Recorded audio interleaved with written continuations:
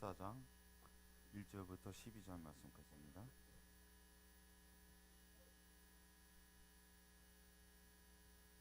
고린도전서 14장 1절부터 12절까지입니다. 교독후 마지막 절은 합독하시겠습니다. 사랑을 추구하며 신령한 것들을 사모하되 특별히 예언하려고 하라.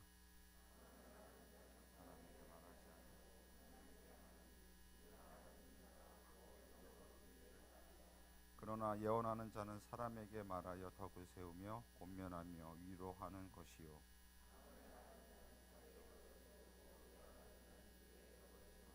나는 너희가 다 방언 말하기를 원하나 특별히 예언하기를 원하노라. 만일 방언을 말하는 자가 통역하여 교회의 덕을 세우지 아니하면 예언하는 자만 못하니라.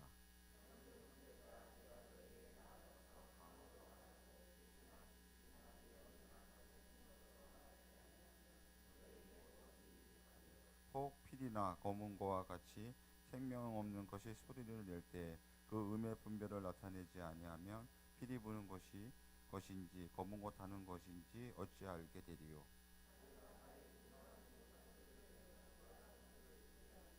이와 같이 너희도 혀로서 알아듣기 쉬운 말을 하지 아니하며 그 말하는 것을 어찌 알리요. 이는 허공에다 말하는 것이라. 그러므로 내가 그 소리의 뜻을 알지 못하면 내가 말하는 자에게 외국인이 되고 말하는 자도 내게 외국인이 되리니, 그러므로 너희도 영적인 것을 사모하는즉 교회 덕을 세우기 위하여 그것이 풍성하기를 구하라.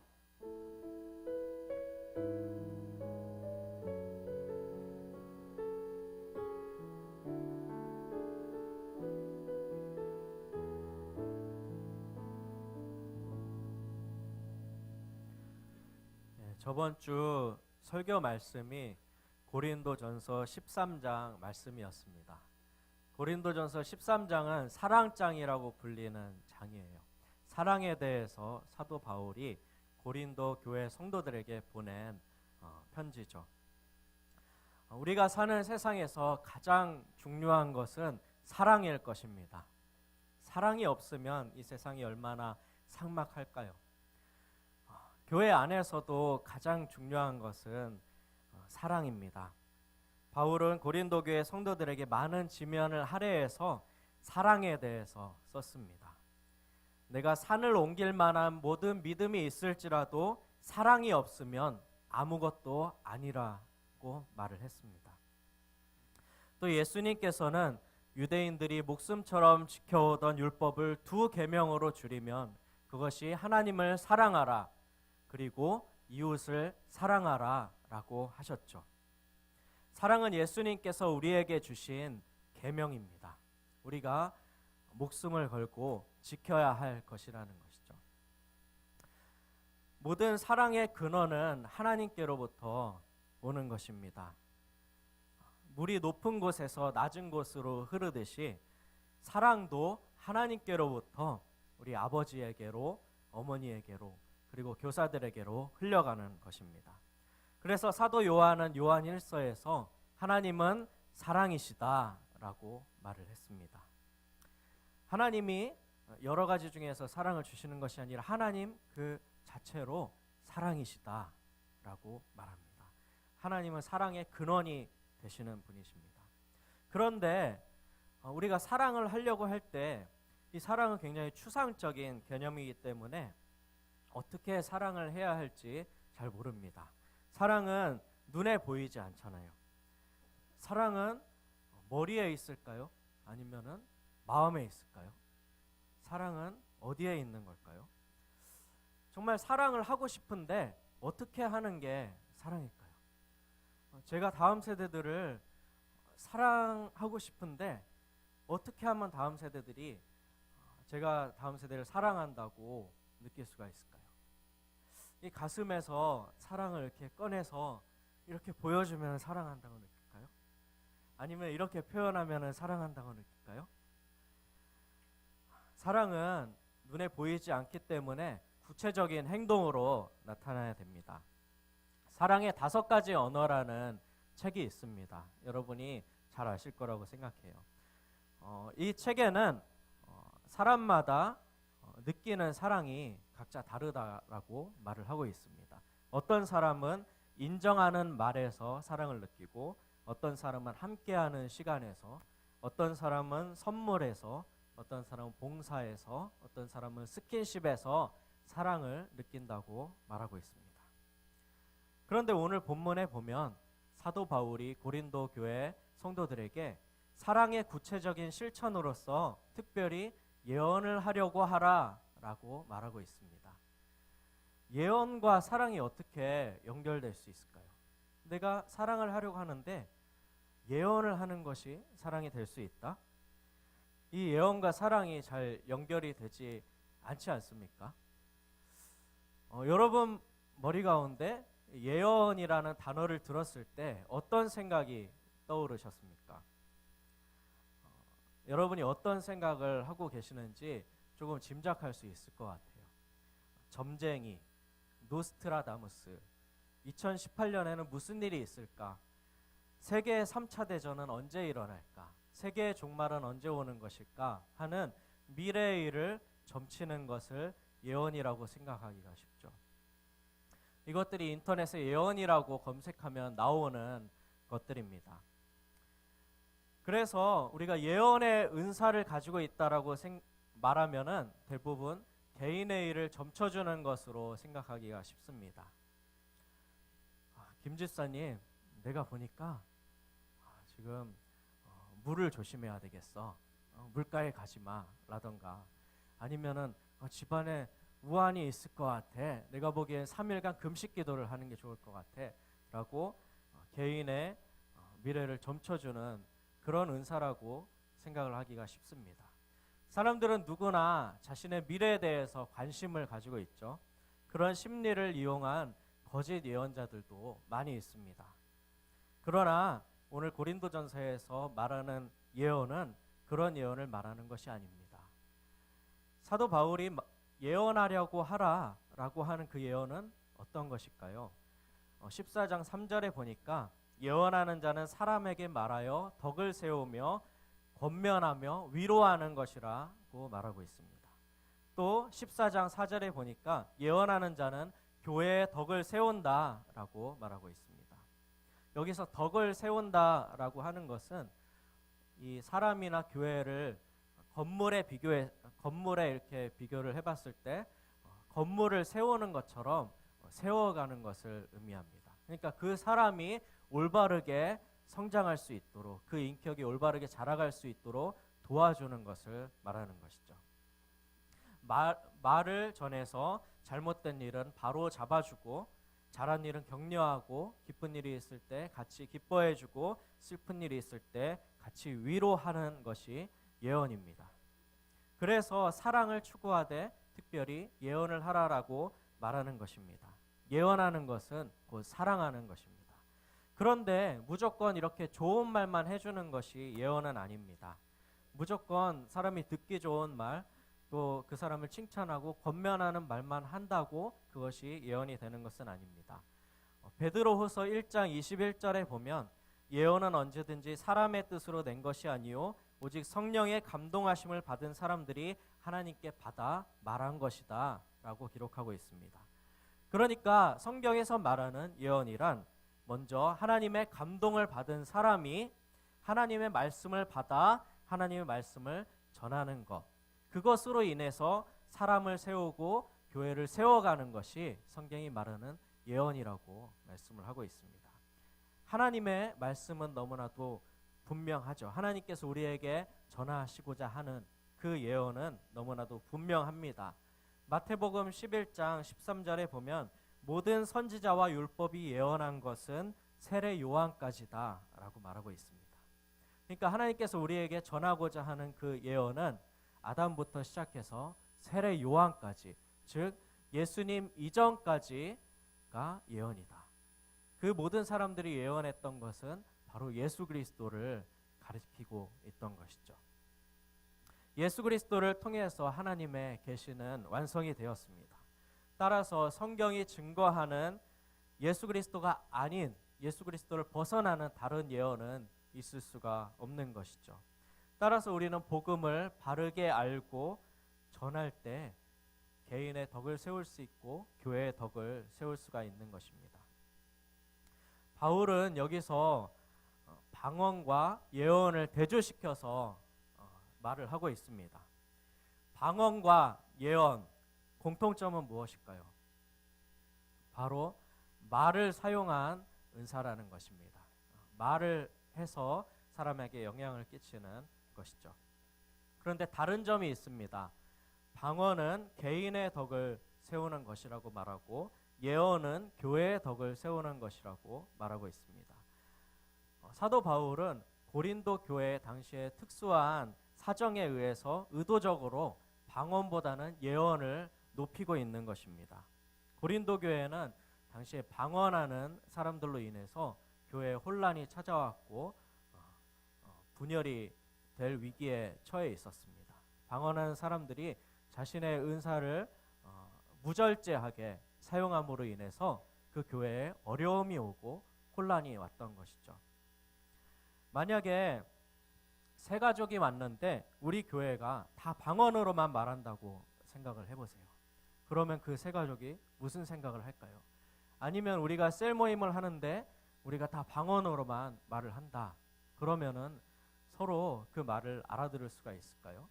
깨달을 수가 있을까요? 제가 설교를 하는데 여러분이 알아들을 수 없는 방언으로만 얘기를 한다고 생각을 해보세요. 그럼 여러분은 하나님의 말씀을 알아들을 수가 있겠습니까? 그렇기 때문에 방언으로 인한 혼란의 그 상황에서 사도 바울은 방언보다도 너희는 특별히 예언을 하려고 하라라고 말하고 있습니다. 예언은 방언은 알아들을 수 없는 말로 개인의 덕을 세우는 것이지만 예언은 알아들을 수 있는 말로 또 자기가 깨우친 말로 다른 사람에게 영향을 주기 위해서 하는 말이기 때문에 교회를 세우는 데에 예언이 더 유용하다고 사도 바울은 말하고 있는 것이죠. 예언은 말을 통해서 전해집니다. 그런데 이 말에는 굉장한 힘이 있어요. 여러분 그런 실험에 대해서 보신 적이 있을 거예요. 밥을 두 그릇에 나눠서 담고 한쪽 밥에 계속 나쁜 말만 하는 거예요. 너는 미워, 사라져, 죽어 하고 밥에게 계속 말하고 한쪽 그릇에 있는 밥에게는 계속 좋은 말만 해주는 거예요. 사랑해, 고마워, 소중해 라는 이런 좋은 말만 해주는 거예요. 그리고 그렇게 계속 일주일 동안 했을 때 이 두 밥이 어떻게 됐을까요?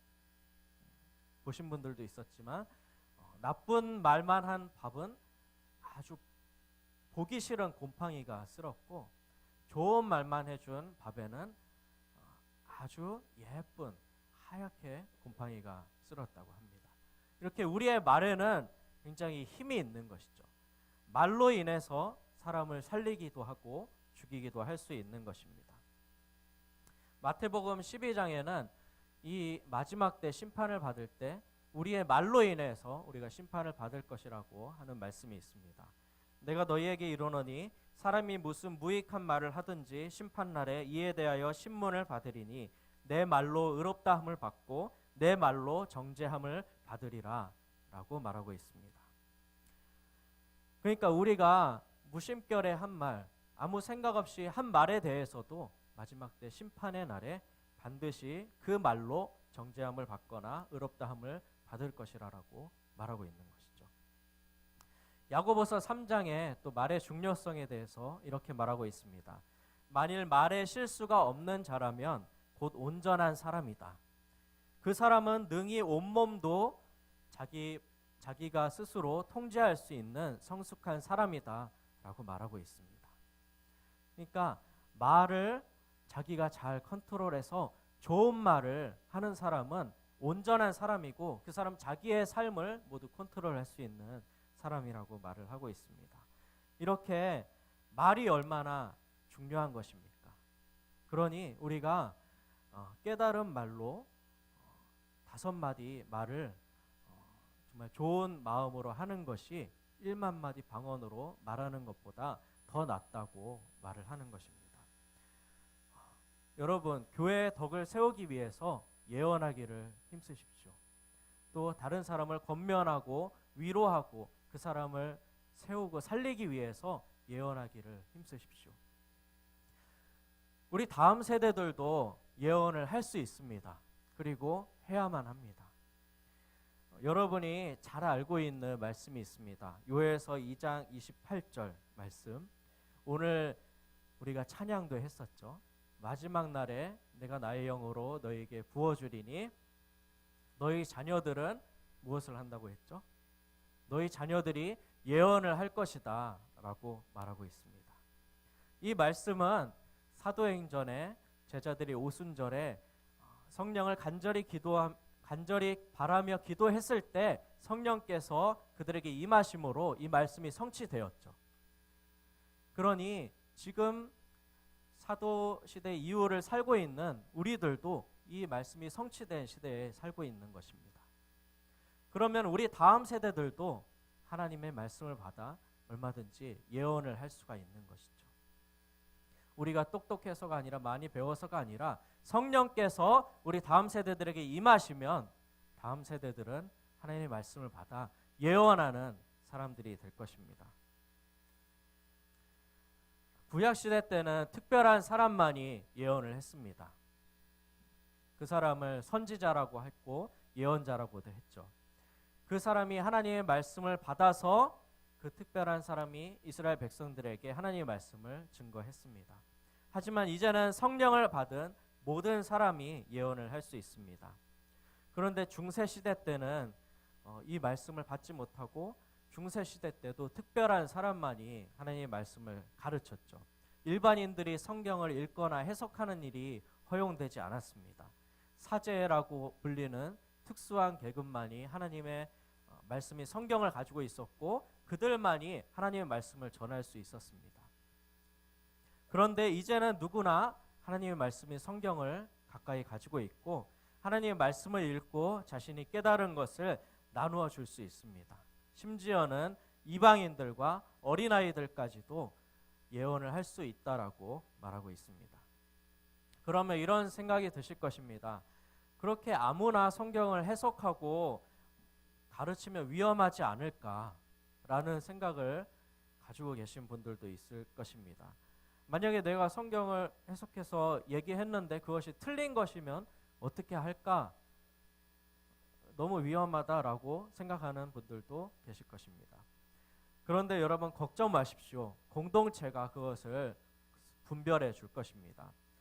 고린도전서 14장에 예언할 때 어떻게 해야 될지 사도 바울이 우리에게 말씀하고 있습니다. 예언하는 자는 둘이나 셋이나 말하고 다른 이들은 분별할 것이요. 만일 곁에 앉아있는 다른 이에게 계시가 있으면 먼저 하던 자는 잠잠할지니라. 너희는 다 모든 사람으로 배우게 하고 모든 사람으로 권면을 받게 하기 위하여 하나씩 하나씩 예언할 수 있느니라 라고 말할 수가 있습니다. 우리가 셀 모임 때 말씀을 나누는 것이 바로 이런 것이죠. 우리가 하나님의 말씀을 묵상한 뒤에 하나님께서 주시는 감동으로 성령께서 주시는 감동으로 그것을 깨닫고 나눌 때에 우리 가운데 어떠한 일들이 벌어지겠습니까? 그 말씀을 들은 사람이 감동을 받고 하나님의 말씀을 알게 되고 그럼 하나님의 말씀이 마음에 새겨져서 그 말씀대로 살게 되는 것입니다. 그 예언의 말씀을 듣는 다른 이가 내가 깨닫지 못했던 말씀을 새롭게 깨닫게 될 수 있습니다. 나는 이 성경을 읽으면서 이렇게 생각했는데 저 사람은 이렇게도 생각했구나라고 새로운 깨달음을 얻게 될 수 있습니다. 또 우리 다음 세대들이 셀 모임에서 그 말씀을 잘 나누면은 교사들이 얼마나 감동을 받겠습니까? 여러분의 말로 인해서 어른들을 감동시키고 어른들을 세울 수도 있는 것입니다. 저는 그것을 간절히 바라고 있습니다.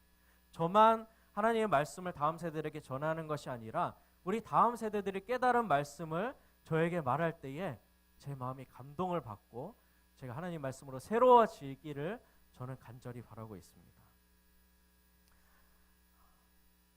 요즘 다음 세대들은 인터넷을 통해서 말을 많이 배우고 있죠. 인터넷이 바로 우리의 말 선생이 되어서 우리에게 말을 가르치고 있습니다. 요즘 초등학생들은 유튜브를 통해서 많은 것을 배우고 유튜브를 통해서 서로 교제를 한다고 하는데 그 유튜브 안에는 좋은 정보들도 있지만 나쁜 정보들도 많이 있습니다. 우리가 배우지 말아야 할 말들도 너무 많이 있는 것이죠.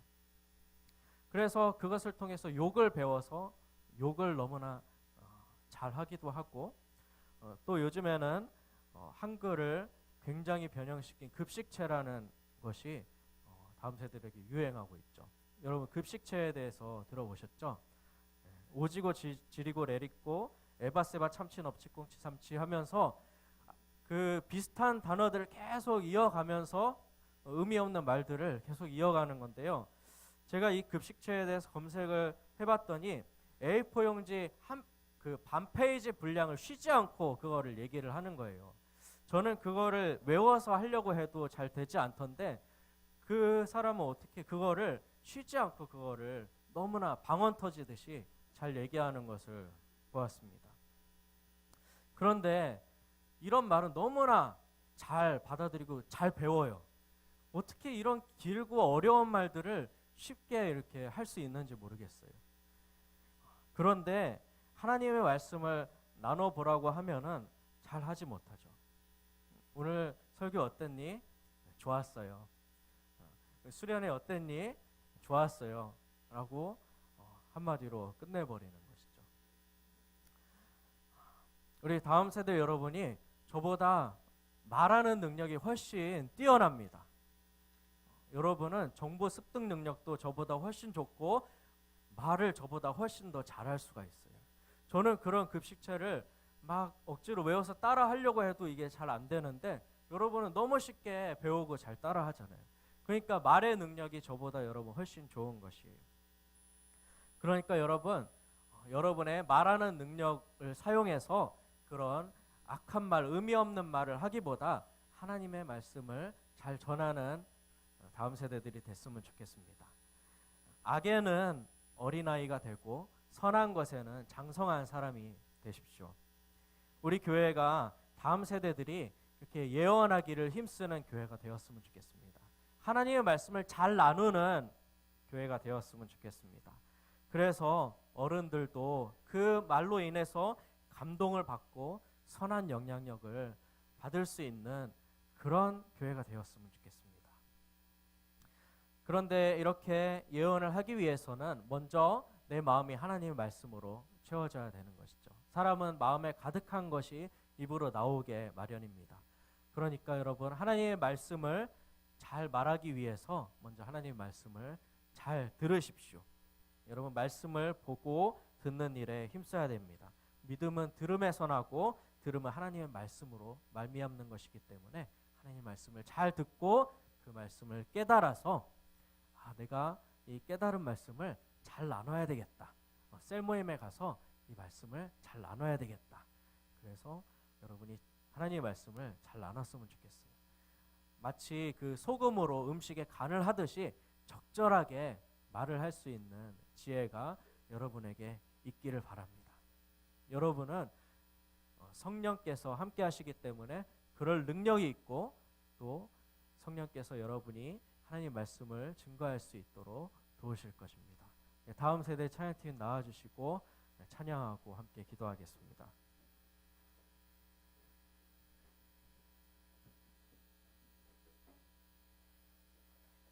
마지막 날에 함께 찬양할 때에 자녀들은 예언할 것이요 청년들은 환상을 보고 아비들은 꿈을 꾸리라.